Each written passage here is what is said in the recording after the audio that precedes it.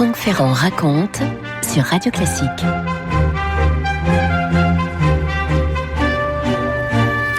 Il fait très beau à Cannes, même si on est encore en plein hiver, ce 17 février 1926. Jour J, événement attendu depuis des semaines par les habitants de la Côte d'Azur. On a parlé dans la presse de match du siècle. Ce sera la rencontre de tennis opposant la championne française Suzanne Langlen, 26 ans, à une américaine Helen Wills, qui n'a que 20 ans, sur le cours central de l'hôtel Carlton. On a dit match du siècle. Il faut vous dire que Suzanne Langlen possède le palmarès le plus impressionnant qu'on puisse imaginer. Elle a gagné 6 fois Wimbledon, qui est le plus ancien tournoi de tennis, évidemment. 4 championnats de France, autant de championnats du monde sur terre battue. Elle est également tenante du titre des internationaux de France. Son adversaire, Helen Wills, est, elle, une étoile montante, triple vainqueur des championnats des États-Unis. Il y a un promoteur à cette rencontre. Il y en a même 2. Ce sont les joueurs Charles Eschliman et Francis Fischer, qui respectivement sont suisses et australiens. Ils ont fait une très belle affiche. Ils ont fait monter les prix des billets. Certains se sont vendus à prix d'or jusqu'à 22 fois le prix d'une place en finale à Wimbledon. Les 4000 sièges n'en ont pas moins trouvé preneur. Et parmi les spectateurs, alors vous avez tout ce qu'il peut y avoir de brillant dans le Gotha de l'époque. Le roi de Portugal, Manuel II, le roi de Suède, Gustave V, qui joue fréquemment en double mixte avec Langlen d'ailleurs sur les cours de la Riviera. Sont également présents le prince Georges de Grèce, le duc de Westminster, vous verrez pourquoi, le Maharaja de Kapurthala, qu'on dit l'homme le plus riche du monde, et puis alors une foule de journalistes. Je passe sur ceux qui, n'ayant pu trouver de billets, ont grimpé aux arbres ou sont montés sur les toits pour apercevoir les joueuses, même de loin. Il est 11h et ça y est, Helen Wills et Suzanne Langlen entrent sur le cours du Carlton. Acclamation du public qui est très acquis à la française, évidemment. Suzanne est habillée comme toujours par le couturier Jean Patou, tout de blanc vêtu, avec sa jupe plissée qui s'arrête juste au-dessus des genoux, un cardigan sans manches, elle porte de jolis tennis, et puis ce bandeau de tulle qui maintient ses cheveux, et malgré le maquillage, parce qu'elle arrive sur les cours maquillée, Suzanne Langlen, et on voit qu'elle est fatiguée. Son visage a été marqué beaucoup plus que celui d'Helen Wills, qui est toute fraîche. Dès le début de la confrontation, Langlen est nerveuse, mais elle va parvenir à remporter le premier set 6-3, et puis même fatiguée, il y a dans ses déplacements, dans ses mouvements, cette espèce de grâce qui la distingue des autres. C'est Gaston Leroux en personne qui, dans l'Écho de Paris, parlait de ce jeu au pays de la danse, disait-il. La seconde manche est très disputée, mais Suzanne saute toujours aussi bien et bondit et lève la jambe pour un smash. Elle excelle dans tout, Suzanne Langlen. Les coups droits, bien sûr, mais aussi les revers. Bref, elle l'emporte après une sortie de balle de son adversaire du jour. Elle s'approche du filet, les 2 joueuses, elles se serrent la main comme on doit le faire. Mais au moment où tout a l'air fini, il y a même des gens, ça y est, qui sont déjà debout, qui sont en train de quitter les gradins. Un juge de ligne signale que la balle de Wills était bonne en vérité. Ah bon? Alors, confusion. Les joueuses reprennent leur place. Le match va donc continuer. Wills parvient à égaliser, figurez-vous. Suzanne est épuisée à ce moment-là. Elle jette ses dernières forces dans la bataille et elle prend un avantage définitif en 1 heure de jeu. Elle finit par battre Wills 6-3, 8-6 donc, et reçoit des brassées de fleurs de la part du personnel du Carlton. Elle se réfugie à ce moment-là dans les vestiaires et elle a une crise de nerfs. Elle a vraiment eu plus de mal que d'habitude à gagner, Suzanne Langlen, peut-être à cause d'une insomnie la nuit précédente et d'une altercation avec le directeur du Carlton. Elle n'en confirme pas moins, avec cette victoire de plus, qu'elle est la reine incontestée du tennis mondial. Et pourtant, ce match sera l'un de ses tout derniers. Celle qu'on a déjà surnommée, comme Sarah Bernard, la divine, est en train, en vérité, de se retirer des compétitions officielles.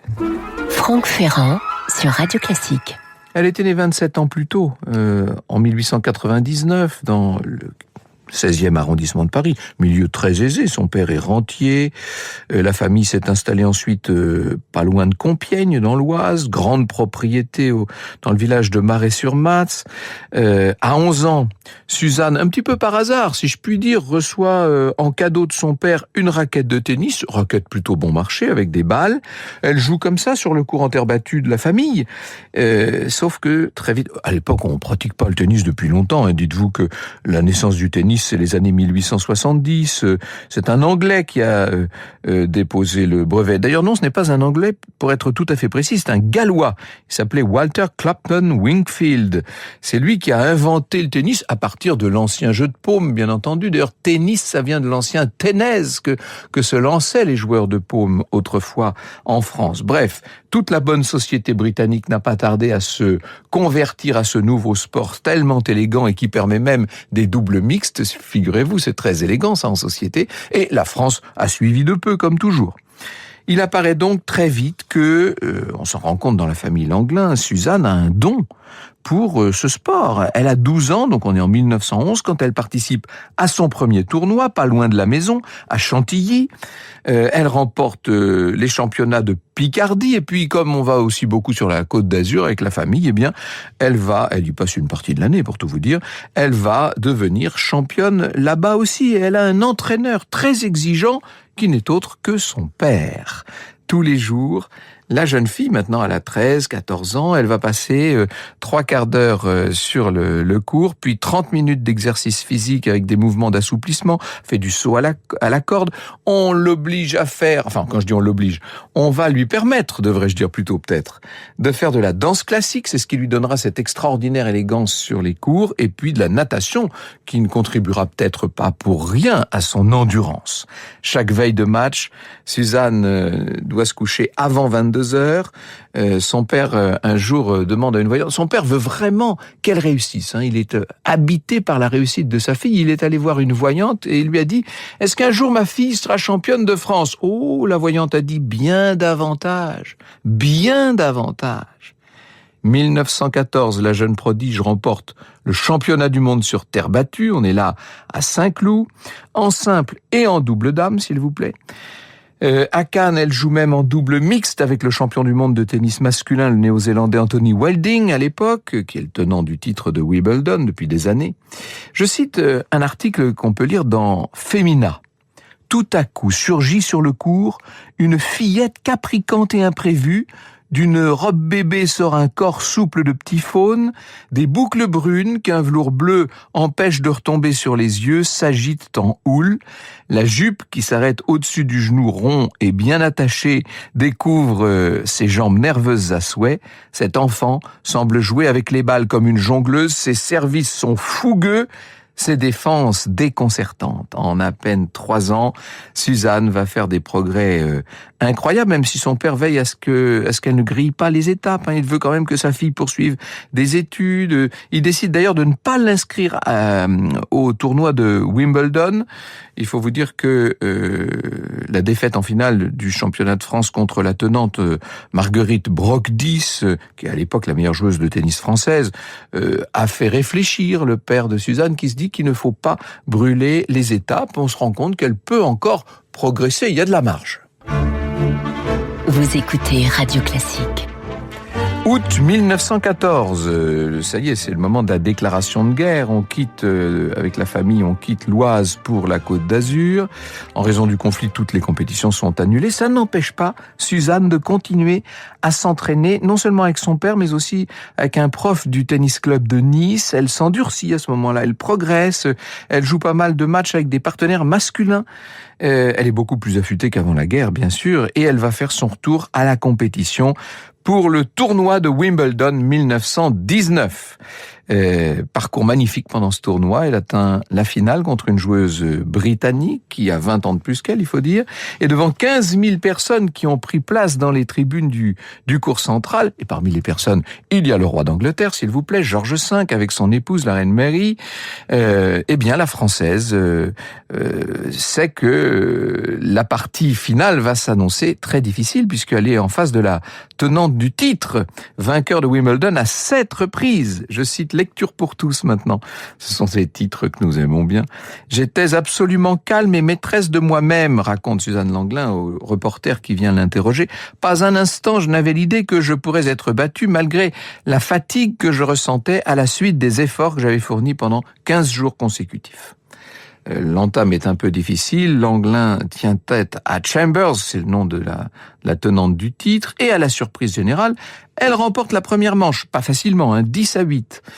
Et puis dans le deuxième set, elle souffre et elle doit s'incliner 4-6. Elle est donc beaucoup plus jeune que son adversaire et pourtant elle a l'air à bout de souffle, Suzanne. Son père, à ce moment-là, va lui tendre discrètement un petit flacon de cognac et la jeune femme boit une gorgée de cognac. Alors, est-ce que c'est ça qui va lui redonner du jus, si j'ose dire, comme on dit dans le métier?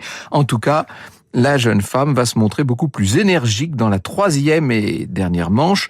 Elle sauve 2 balles de match et finalement elle s'impose 9-7 et remporte le tournoi de Wimbledon, le premier titre de sa jeune carrière. Elle a 20 ans.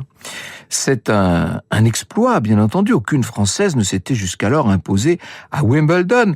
Entre parenthèses, elle gardera toujours avec elle désormais dans toutes les compétitions un petit flacon de cognac. Ça peut servir. C'est un peu pour elle une sorte de talisman, comme son petit chien d'ailleurs, le petit griffon belge qui s'appelle Jeep et qui la suit, ou d'ailleurs, pour être plus juste, qui la précède partout. Juin 1920, Suzanne Langlain remporte son premier championnat de France. Elle prend sa revanche sur Brock 10, qui l'avait battu 6 ans plus tôt. Langlain s'impose 6-1, 7-5. Et puis elle remporte également dans ce tournoi le double dame et le double mixte avec Max de Cugis, médaillé d'argent du double messieurs aux Jeux Olympiques de 1900. C'est lui qui avait été le premier joueur français à remporter un tournoi du Grand Chelem. Il avait gagné Wimbledon en double. Alors à propos de Wimbledon, elle remet son titre en jeu, Suzanne Langlain bien sûr, dès juin 1920, et comme pour tous les tenants du titre du tournoi, elle ne joue que la finale. Et elle va retrouver Chambers avec un match beaucoup plus facile cette fois. Elle l'emporte 6-3, 6-0. Et c'est le début des Jeux Olympiques d'Anvers qui arrive là au mois d'août. Langlain fait partie des plus belles chances de médaille, bien sûr, et en vérité, elle va aller bien au-delà de ce qu'espéraient les journalistes les plus optimistes. En simple, au premier, deuxième tour, en quart de finale, elle écrase ses adversaires 2-7, 6-0, 6-0, ben pourquoi pas.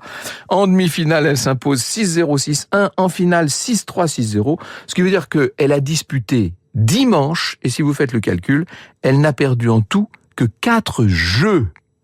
Lors de ces Jeux Olympiques d'Anvers, Suzanne s'empare de l'or en double mixte également, et puis du bronze en double dame. Bref, n'en jetez plus, si j'ose dire. L'année 21 est sur la même lancée, victoire en championnat de France, je ne vais pas vous donner toutes les victoires qu'elle a pu faire, et voilà qu'elle se rend pour la première fois aux États-Unis. Alors là, il s'agit de récolter des fonds pour les régions touchées par les bombardements pendant la Grande Guerre. Ce sont des exhibitions caritatives. Les organisateurs de l'US Open profitent de sa présence sur le territoire américain pour l'inscrire à leur tournoi. Elle n'avait pas l'intention d'y participer initialement. Elle entre en lice au deuxième tour face à une joueuse américaine, mais en raison d'une coqueluche qui la fatigue beaucoup, elle va devoir abandonner. En 22, pour la 3e fois de suite, elle remporte le championnat de France et Wimbledon pour la 4e année consécutive, vous imaginez. Elle est devenue une star. Quand elle arrive en Angleterre, on n'imagine pas les foules qui sont là. On dit que la foule arrive jusqu'à bloquer sa voiture dans la rue pour lui demander des autographes.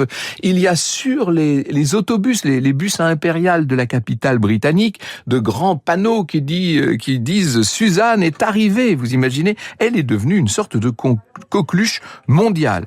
En 23, elle conserve ses titres, elle est aussi à l'aise sur le gazon que sur la terre battue.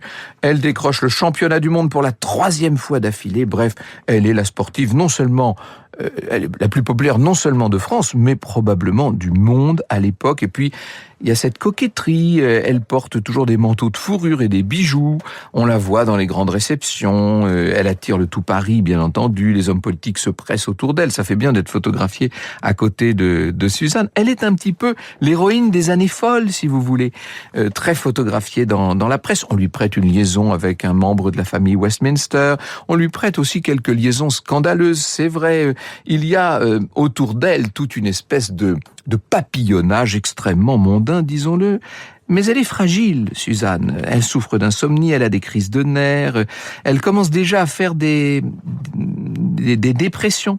Et en 24, à cause d'une jaunisse, elle déclare forfait pour le championnat de France et pour le championnat d'Angleterre aux Jeux Olympiques d'été à Paris, puisqu'on est en 24. Elle abandonne au deuxième tour. C'est vraiment pas son année, hein. Ça ne l'empêche pas d'être consacrée reine du sport par un sondage publié par le magazine Lotto. L'année suivante, Suzanne revient au plus haut. Elle va décrocher son 6e titre en simple sur le gazon de Wimbledon, mais aussi le double dame, le double mixte aux côtés de Jean Borotra, le basque bondissant, vous savez, qui a remporté Wimbledon l'année précédente, qui sera un des 4 mousquetaires, bien entendu. Et cette même année, elle remporte les internationaux de France qui ont remplacé le championnat de France, titre qu'elle conserve l'année suivante au terme d'une finale incroyablement rapide puisque ça a duré 27 minutes. Vous imaginez ? Alors, c'est un peu plus compliqué quand même à Wimbledon. Elle est pas en très bonne condition physique en cette année juin 25. L'Anglin refuse de disputer la première rencontre du tournoi. Il faut vous dire que les règles ont changé à Wimbledon et que désormais vous devez jouer tous les matchs comme tout le monde, même si vous êtes tenante du titre.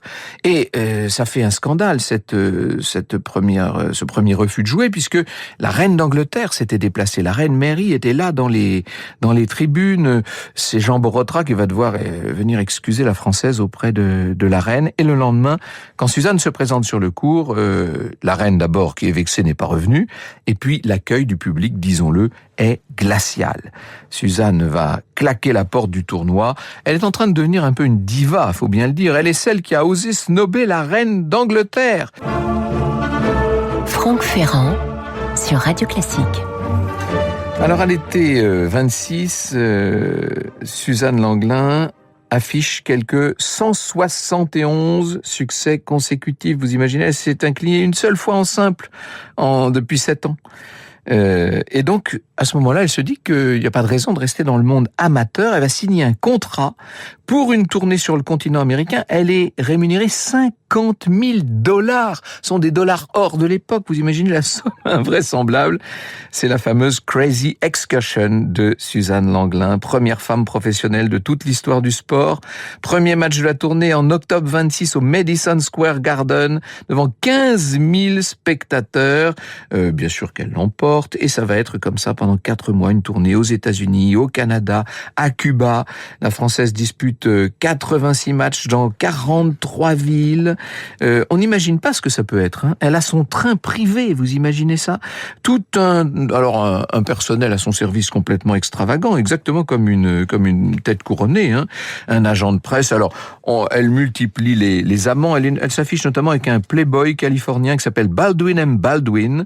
On pense même qu'elle pourrait se marier. On dit qu'elle a aussi des relations avec de jeunes femmes qui ne sont pas moins belles que les jeunes hommes qui l'entourent. Franck Ferrand sur Radio Classique. En 1928, au terme de 2 années dans le monde professionnel, elle a 29 ans maintenant, facile à calculer, elle est née en 99. Suzanne s'installe à Paris parce qu'elle met un terme à sa carrière. Et là, elle va devenir, on ne sait plus trop quoi, dessinatrice de mode pour des tenues de sport. On la voit dans des films et des publicités de l'époque, les tout premières publicités filmées, vous voyez. Elle fume jusqu'à 60 cigarettes par jour quand même, hein, et elle boit énormément, il faut bien le dire. Elle collectionne toujours ses aventures plus ou moins scandaleuses, ce qui ne veut pas dire qu'elle quitte tout à fait le monde du tennis. Elle va publier des livres sur les techniques de jeu. Elle enseigne au Tennis Club de Paris. Elle enseigne aux enfants, mais aussi aux parents. Ça va devenir l'endroit où il faut se retrouver. L'un des profs de l'école raconte: elle faisait le tour des terrains, sa raquette sous le bras, un gros chandail noué autour du cou, un long fume-cigarette aux lèvres. Le soir, elle organisait des cours pour les parents qui connurent un véritable succès. Tout le monde se retrouvait ensuite pour dîner à la gare Saint-Lazare. En 38, néanmoins, elle tombe malade. Quand je dis malade, c'est affreux, hein. C'est une leucémie foudroyante. On la voit maigrir à vue d'œil. Elle va assez vite perdre la vue. Et elle meurt le 4 juillet 1938. Dites-vous qu'elle n'avait que 39 ans. Je vous fais pas la liste de toutes les personnalités mondiales qui ont assisté à ses obsèques. Elle est inhumée au cimetière de Saint-Ouen Elle est morte à 39 ans. Elle avait remporté en 15 ans de carrière 241 titres, dont 81 en simple, 3 médailles olympiques, gagné 98% des matchs qu'elle avait joués. En 78, elle sera la première femme, la première tenniswoman française à entrer dans l'International Tennis Hall of Fame au musée de Newport, aux États-Unis, et en 1997, mais ça vous le savez, on en parle beaucoup ces temps-ci, le deuxième cours de Roland-Garros va être baptisé du nom de Suzanne Langlin, c'était bien le moins. Vous écoutez Radio Classique.